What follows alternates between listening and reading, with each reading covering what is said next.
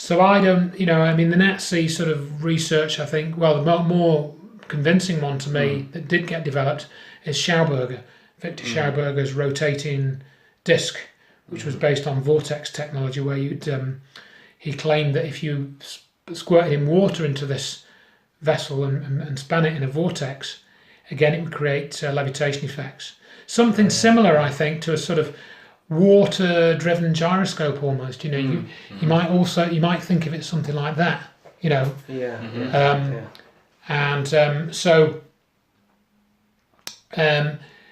Nick Cook makes the case quite well that his technology was developed into something which flew in 1957, and there was a guy came over from America to Germany and said to Schauberger, "Come on, we'll give you a lab and you can do all this research and blah blah blah blah." And they got him to sign this document, but he didn't read it, and he signed everything away. He signed the rights to all his research, all his papers, and they basically confiscated it all off of me. But we was there for about 6 months, and then he says, "I can't work here," and he went back, and he had to leave everything. They took everything off him, and then he died, I think, the next year in 57 or 58 this was. So again, 57 or 58, 56, 57, 58. Yeah. Where are we at? We're exactly where we started this conversation, really.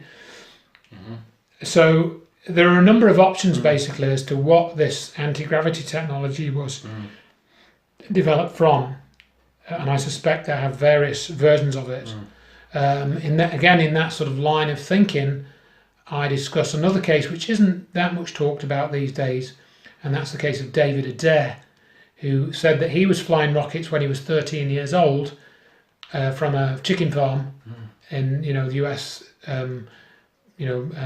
Forget exactly where in the US, but he had a large area of land, and his dad used to be involved in high-speed motor racing sport, so he had a shop where he would customise cars or build them or fix them or both, and David Adair, his son, got interested in this and started using the tools and whatnot to build his own rockets, and came to the attention of the US military and got into the local paper, and he launched a rocket which travelled at 3,000 miles an hour, And I believe him, I believe his claims are true.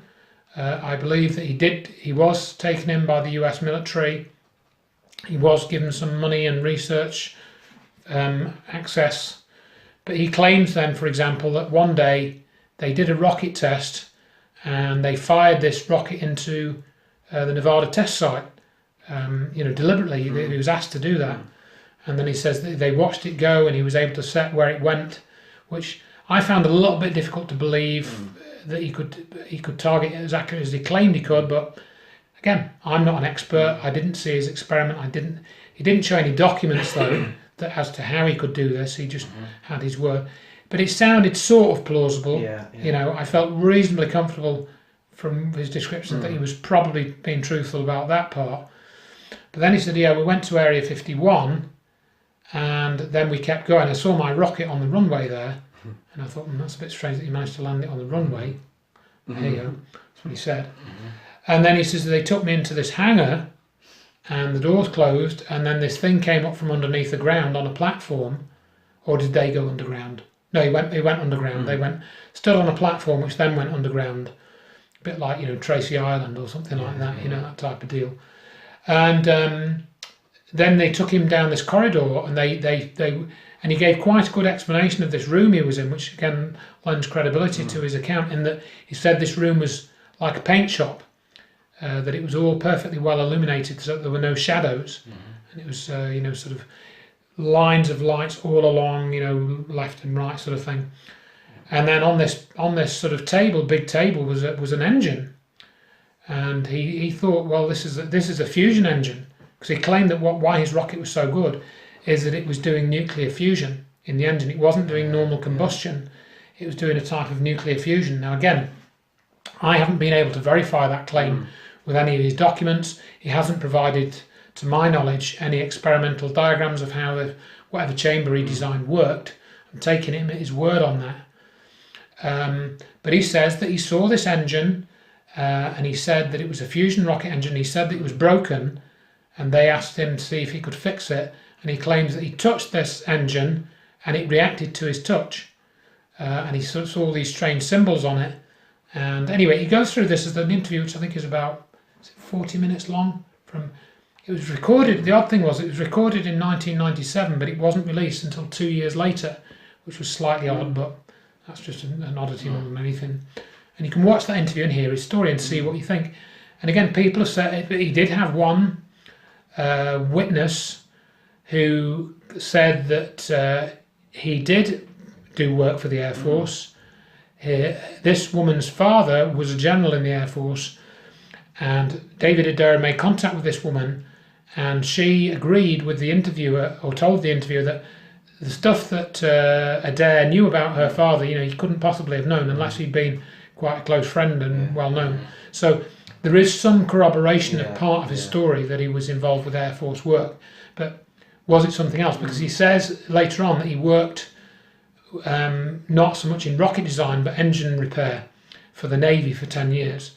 So he was working on the aircraft carriers, I think, or something, to do engine servicing because of his expertise in engineering the actual engines of jets and stuff.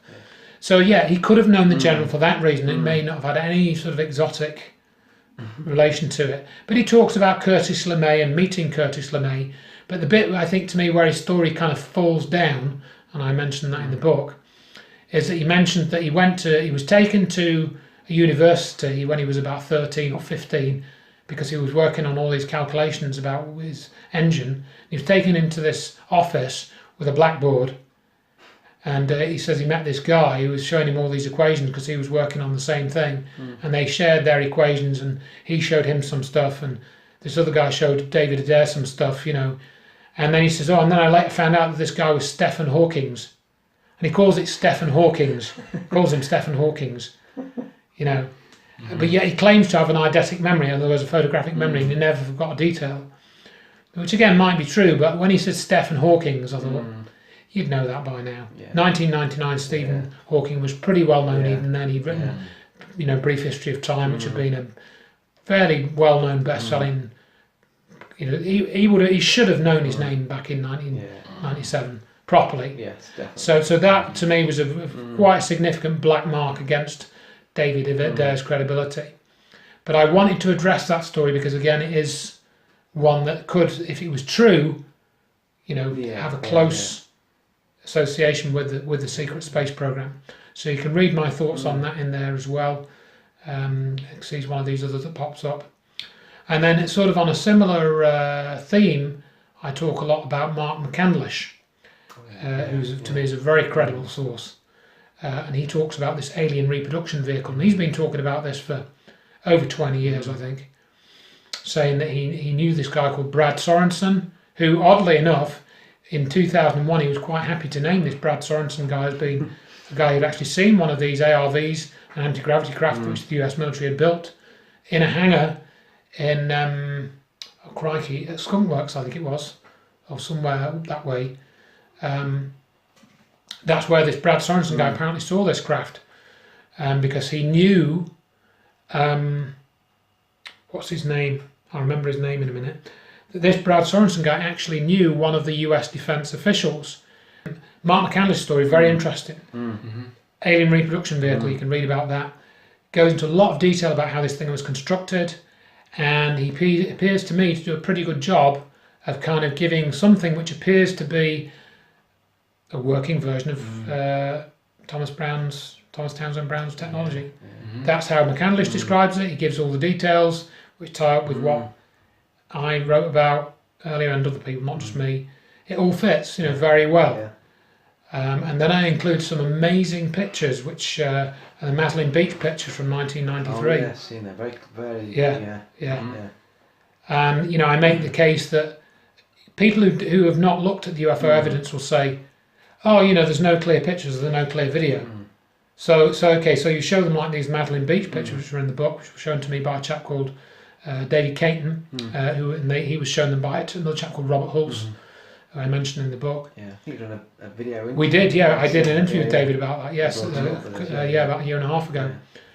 Yeah. And I have no doubt that these photographs are real. They're real. Yeah, the skeptics will say, oh yeah, well obviously they're that clear, they must be fakes. So you can't win.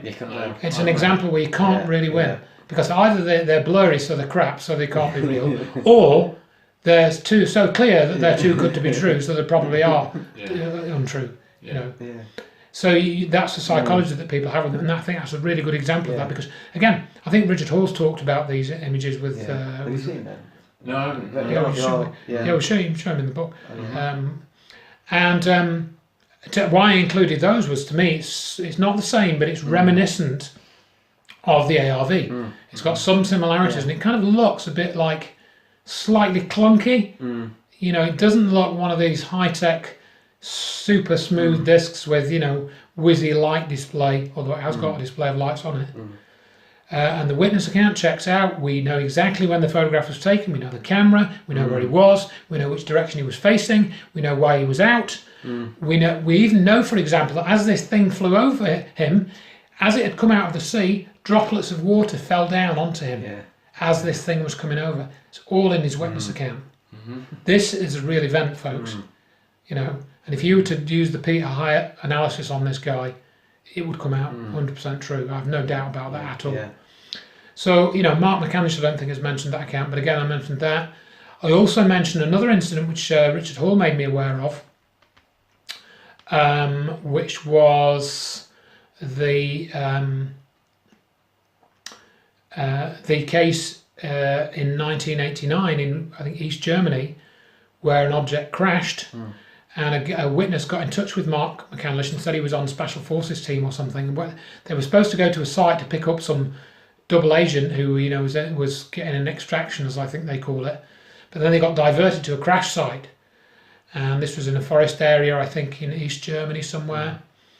And Mark McCandlish goes into a lot of detail because he was given a sketch by this witness of this little triangular craft. Wasn't very big, it was like 20 foot long or something, fairly small, and it crashed.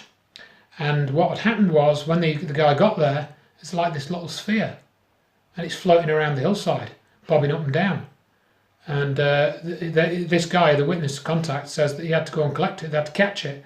They basically had to catch it in this aluminium box, and they tried to, push this aluminium into this aluminium. It's about that big, about as big as a pumpkin, a big pumpkin, basketball size, I think it was, maybe a bit bigger. They had to get it, and it's like floating in the air. And it's got this cable coming out of it, and it's electrically, what is it? It's electrically charged, And eventually they got it in this box, and there were people already on the site, and they had helicopters flying around it and all of this, and they had to do a recovery, the whole thing, of course, was top secret.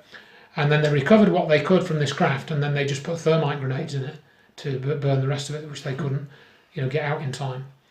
And he gives the story of why it crashed. So we've got an account of why it crashed, which was the pilot was keeping low and then crashed into a tree, and it broke off the corner of it. So the anti-gravity system, which is what McCandlish implies it was running on, and what the description implies it was running on, that became unbalanced, and it crashed because one of the sides of it broke off, one of these spheres, which was basically an anti-gravity drive, as it seems to have been.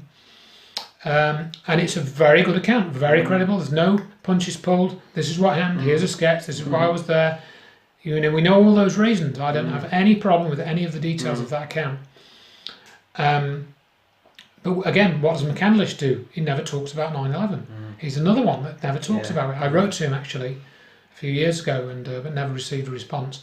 But he's done talks about this flux liner, which is another name for the alien reproduction vehicle. There's a number of good videos you can watch on YouTube just by him. Highly recommended. I quote some bits from those talks in the book, just to sort of summarise. But he, add together him, Ed Fouché. I mentioned, for example, Gary McKinnon, what he said he found, that these non-terrestrial officers, got that. He's starting to stack these things up You can think You know, of John Hutchison again. Can't John you? Hutchison, Yeah. you know, so they've got to, you know, they have reproduced this technology. I mean, we know that now. That's not a guess. We know because of 9/11, because the Doctor was research. So that really, to me, is kind of the slam dunk obviously is 9/11. That's what I write in all the books, you know. And to me, you also can see why they want to try and debunk or hide away and Dr. Judy Wood's work. Now you know why, because it all links in. You know why. Yeah, you know why, because it's part of these black programs. Yes, This is like a really fundamental part. Yeah. Because knowledge of this anti-gravity, like I've said, if you've got anti-gravity drives, you don't need roads. You don't need heavy scale construction. You know, the whole of the way that we build things, the way that we move, we don't need fossil. All of that's gone. It's gone in an instant. As soon as people know that this is real, you know. And of course, yes, people make the case, well, if it's that good, why aren't they using it generally? Why have they still got these like little anti-gravity craft flying about? You know, and I can't fully answer that question, but the point is that they've developed this technology. You know, maybe they haven't got it as good as the UFOs and ETs have, because the other thing that I mentioned in there is that something that other people may know about, which is this STS-48 incident from, I think, when was it? 91? Was it 88? I've forgotten the year. I think it was 91. I should remember the date. I think it was 91, yeah. And we've got this bit of film that was captured by somebody who was watching the NASA cable channel and recording it. And you see this star-like object coming towards the Earth from a view from the shuttle, looking back, you know, towards the sunset. And you see this object going below the glow line of the atmosphere, and then, sorry, yeah, is it going below? Yeah. Anyway, there's a flash, and a thing shoots up, and then this object shoots off at high speed. Right, Yeah, that's been shown on TV several times.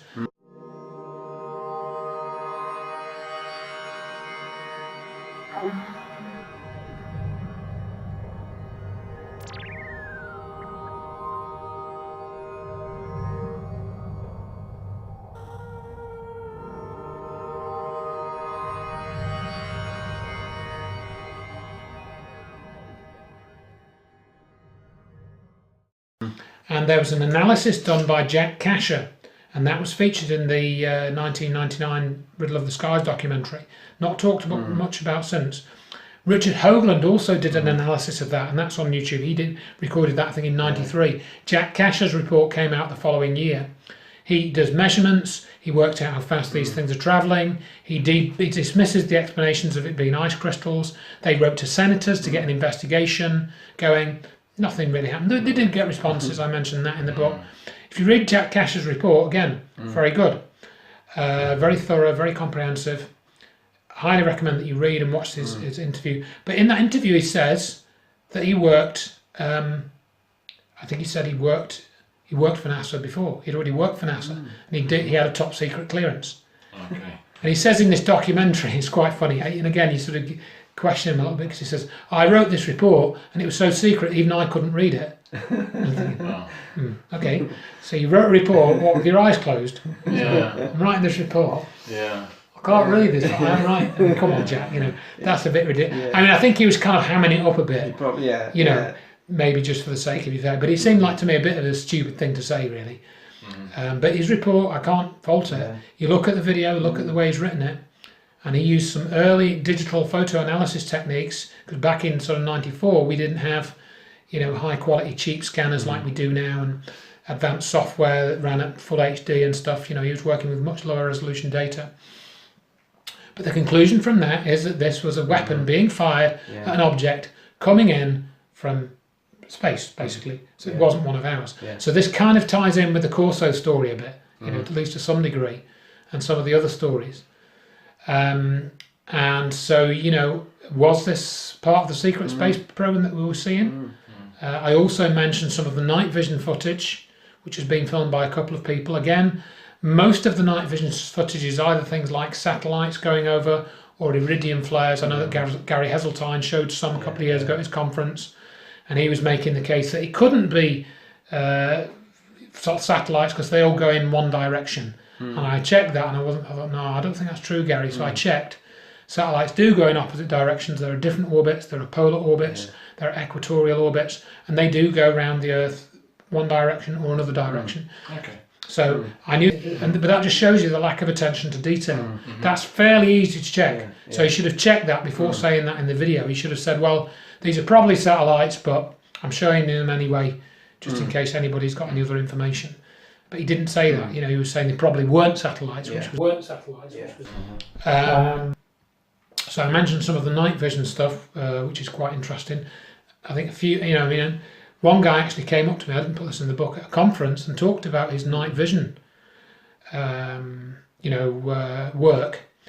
And he said that after he started filming these UFOs on night vision equipment over a couple of years, he said the one thing I never expected to happen was that they'd come and visit me. I just thought, oh yeah, that's quite interesting. I didn't speak to him for very long, but again, I had no reason to disbelieve this guy.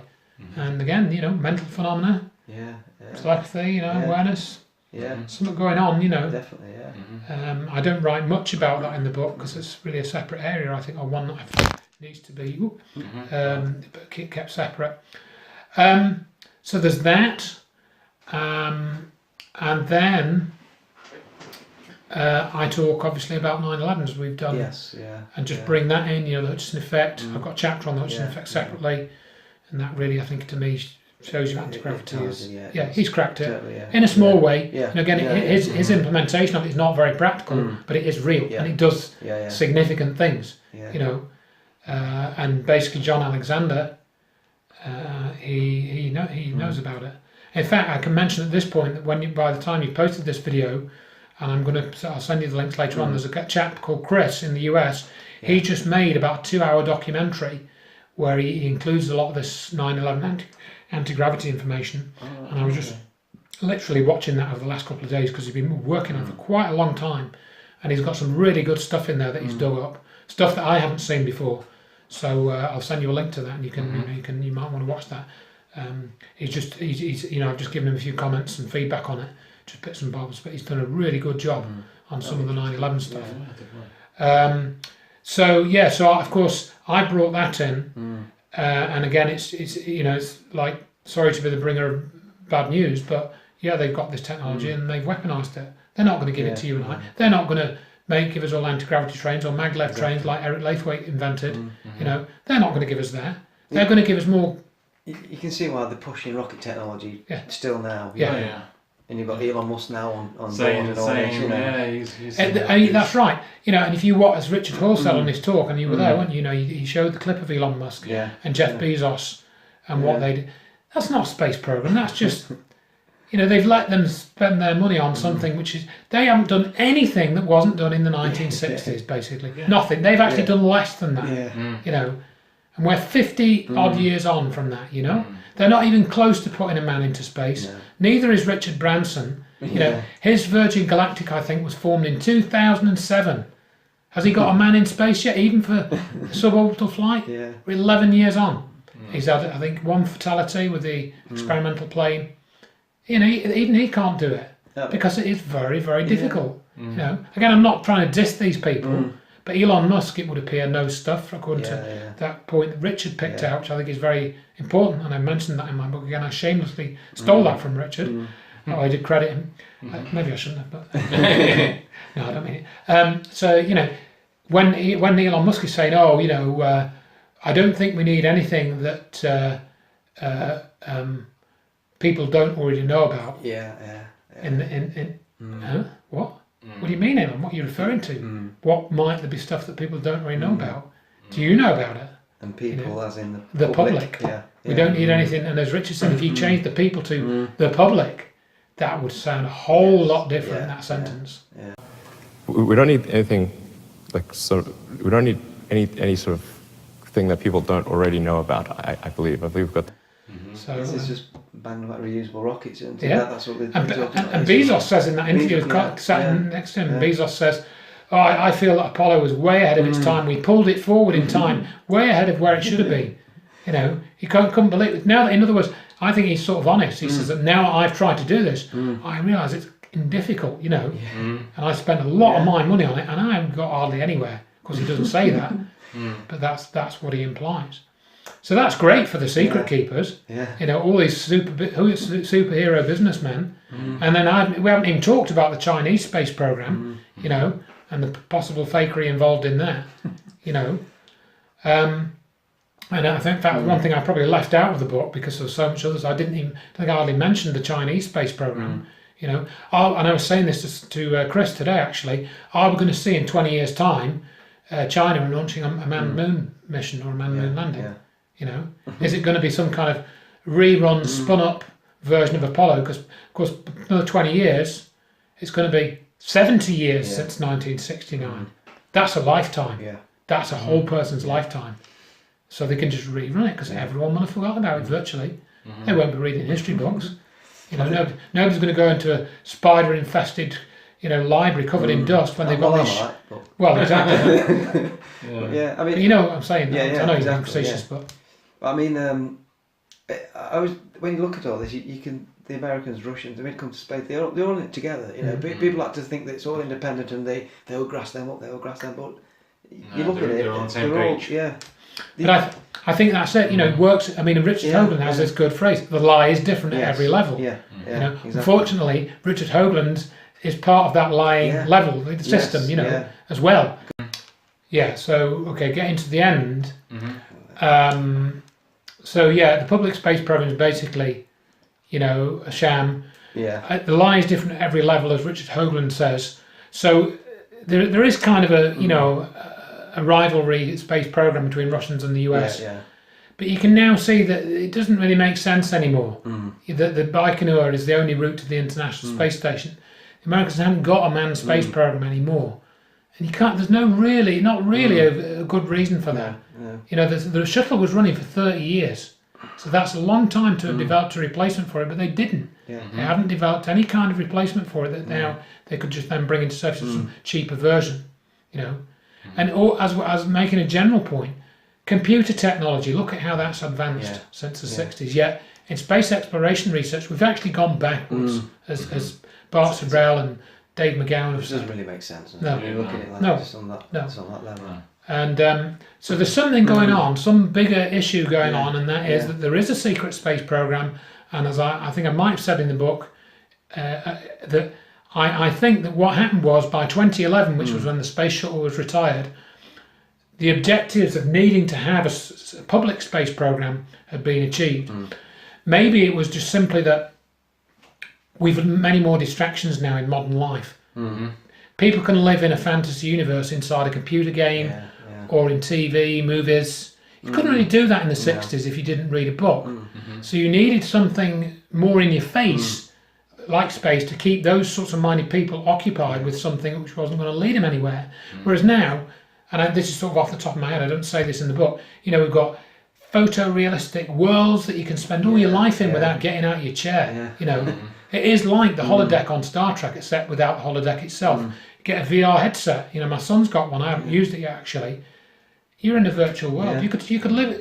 You could connect yourself up to a vending machine. You know, open your gob every 4 hours.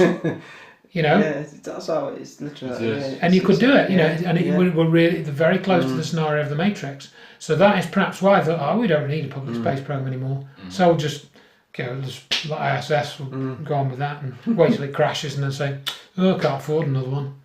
So, you know. So I think it's something like that that's going on, and whatever objective. So they're doing stuff in space, whether they've got stuff going to and from Mars, you know, which I mentioned in the previous book a little bit. William Hamilton's talked about that. You know, I don't know, because again, the only person that I've spoken to that you might regard as a kind of deep throat source or cigarette smoking man, you know, from the X-Files analogy, is Ed Fouché. That's the only person that I sort of got to know a bit, and he was a totally genuine guy. You know, I got to know a little bit about his family. After his death, he died in last year. I dedicated the book in part to him. And Omar Fowler, who gave me some information about John Searle. He was local as well. He was, just down the road. Dedicated the book to him as well. He was always very supportive of what I was trying to do, what I was doing. And he told me a bit about John Searle as well, which I mentioned in there on the anti-gravity research. So, you know, I think that there is a secret space program.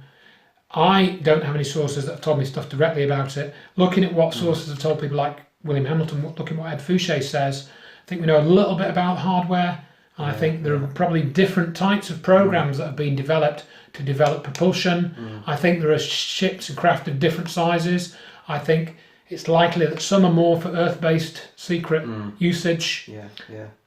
Often at night, because these flying triangles are primarily seen at night rather than during the day. Some of them seen during the day, and I've got a few cases in there. I've got a few cases in there which I reference and stuff.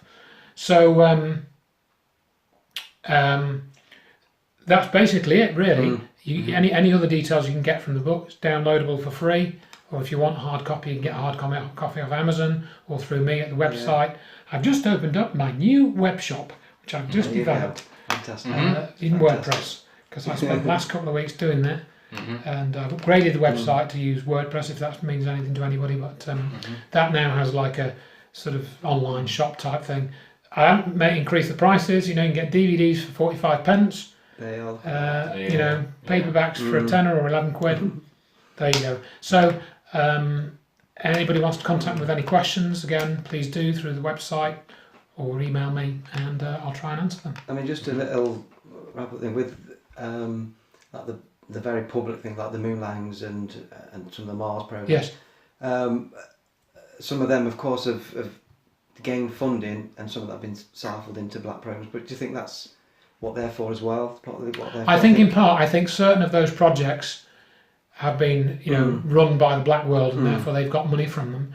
But I think that probably the larger part has come from other covert sources, like the drugs trade, and just the missing trillions from the Pentagon. 2.3 trillion that was reported the day before, on 10th September, which is that's famous sort of challenge from Cynthia McKinney to Donald Rumsfeld, which was then forgotten about the next day.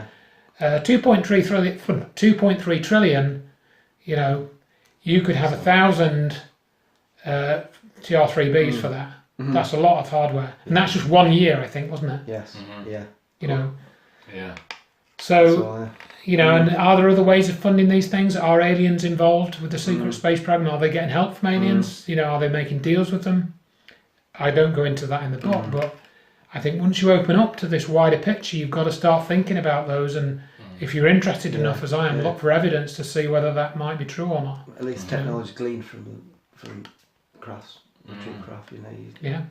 And as again, going back to 9/11, we know that they've weaponised it. They've at least done that. We know that. Yes. Can't go back from that point now. Once you've read those books and you've seen that evidence, So. And we need more people to make that connection. Yeah, we do. Just as a fine thing, I saw Richard Dolan giving a lecture the other day, and he's bigging up Edgar Mitchell. He's saying that Edgar Mitchell was a wonderful guy. Saying, I'm sorry, Richard. He threatened to kill people.